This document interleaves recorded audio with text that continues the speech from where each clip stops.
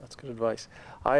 It's fun to be in this class for me, because it sort of at that, even though we're a little bit older, we're sort of going through the same process of sort of like figuring out what's next and going through that cycle of what drives me, what moves me, getting past the failure, getting past the insecurity. So it's bizarre how quickly time passes from the time that we sat here to the time that we're sitting here. Yep. And the two things that you sort of touched on that friends have shared is, one, it's all plumbing. I love that saying, meaning she just said like she didn't know anything about film when she started it. I didn't know anything about environmental drilling when I started that company.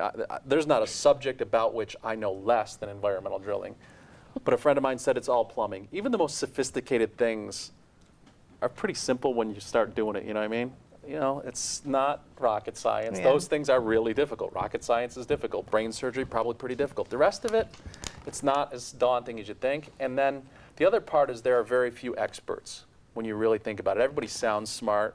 Everyone seems like they have a lot of experience. But the way things are evolving so quickly, particularly in new media, Yeah. you guys almost have an advantage in that versus someone 5 or 10 years past you, because they're trained on the old system and you're coming in Correct. the new system.